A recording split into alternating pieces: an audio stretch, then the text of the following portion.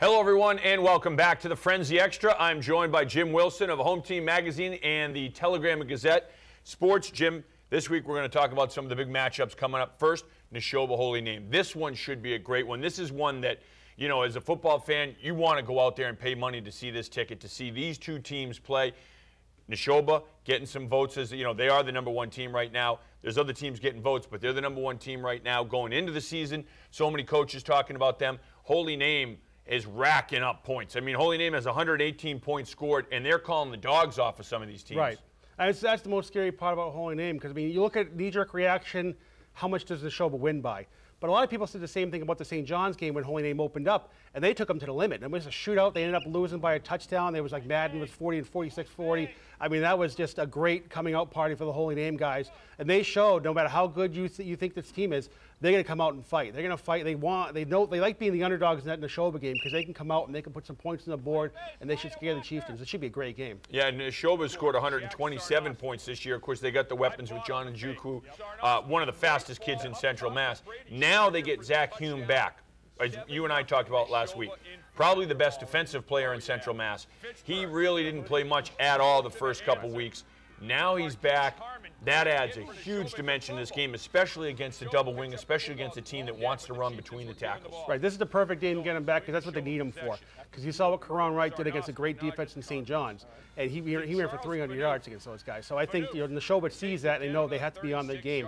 Having Zach back there to set the edge, force him inside is going to be a huge factor for him. But the problem is, can they do it? I mean, St. John's tried to do the same thing, and he ran wild on him. I mean, Karan Wright, he's played 11 snaps. He carried the ball 11 times the last 2 weeks. He's been out at halftime both games where they haven't needed him.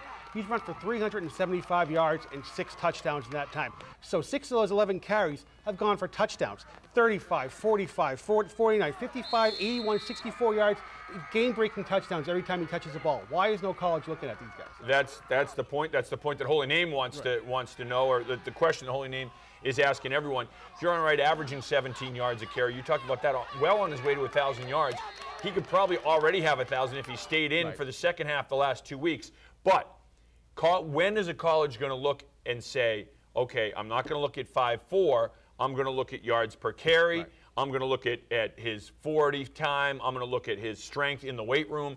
You know, it's going to take a coach that doesn't look at those other numbers. Look at the quarterback at Seattle. Right. The Seahawks quarterback's 5'11". How many guys passed on him just because he was 5'11"? Didn't care about his arm strength, didn't care about his mobility. Someone's got to take a look at Huron Wright at the Division I level and give him a shot. Exactly. I think that's what all Mike Pucko and Huron Wright both want. They just want a chance. Have BC.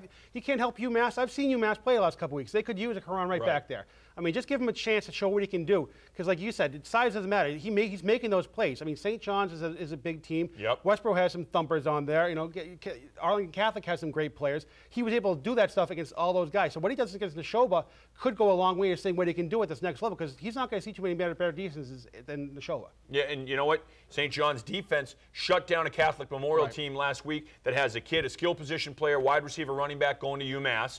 They have another wide receiver, defensive back, who was going to Penn State the next day for a visit. So here's a team with talent. They shut them down. Huron Wright and Holy Name rolled up some big yardage and a lot of points on them in that game. Now we're going to look at the Grafton-Leicester game. It's our game of the week this week on Charter TV3. Two physical teams. Leicester, though, Drew Mazzio, great quarterback.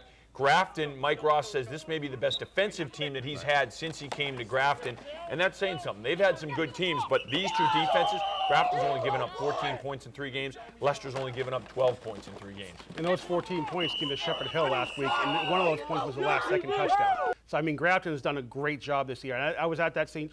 Shepherd Hill game last week. Grafton looked really good, and they're going to be great this year. I think they're still a Super Bowl contender despite the loss because they have some great offensive players, and the defense is just phenomenal. I mean, Shepherd Hill was fighting for yards every time they touched the ball. It'll be interesting to see what they do against more of a wide-open offense with some great running backs that Leicester has. Drew Mazzio can do the job with his legs. He can throw the open pass. He's a great athlete. So I think that should be a good test for the Grafton defense right there. And they'll key on Mazzio. They'll key on Nick Kenaway. But it's, you know, the guys up front, too. When you have Cody Munoz and Corey Charpentier, strong players, physical players. They're going to try to impose their will on Leicester, and we'll see what happens. But that's another game that I'm really looking forward to seeing. That should be a huge game, because I'm really curious to see, like you said, the line up in front of Grafton.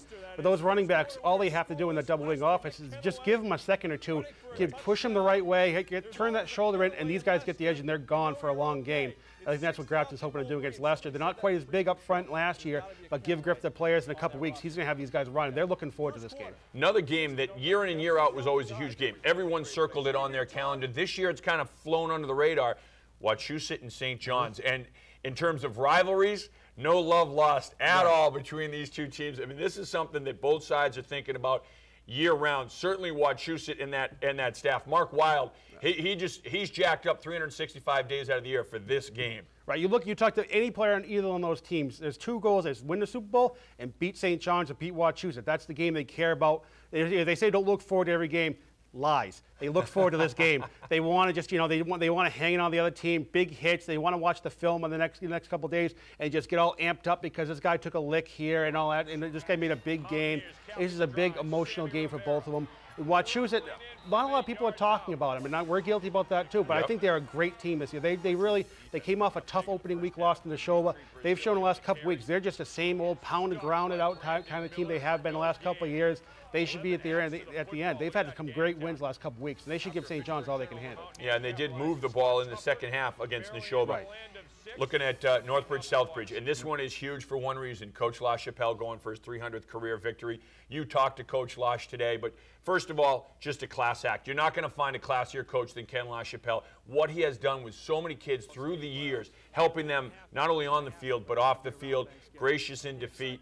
And this is a guy that a lot of people root for. Exactly. You're not supposed to root for too many guys in this line of work, but it's hard not to root for Losh. He's done a great job with this program for the last 37 years. It's almost like you're going to Texas when you go to Northbridge, because it's just like you want to see them to shutter all the businesses at 5 o'clock to watch the game on Friday night, because they just have so much love for football. They love for Coach LaChapelle. It's a great milestone for him if he gets to 300 whenever he does. I mean, if he beats Southbridge this weekend, he should get it, and there would be a big cake waiting for him, and a lot of people coming back to see the game. And really, because he's touched a lot of people, throughout the years. He's coached to the point now where he's coached fathers and sons and older brothers and everything like that. He's an institution down there. It's great to see him get that mark. And the little kids take the oath. If you've ever been at their banquet, the young players, the young kids get up 6, 7 years old. They take the oath that they're going to play for Northbridge. Jim, thanks as always. No and again, it's the fastest 8 minutes. We're out of time, but we'll be back next week with more. Can't wait. Jim Wilson, the high school sports editor from the Telegram Gazette and Home Team Magazine. We're back with more of the Frenzy Extra right after this.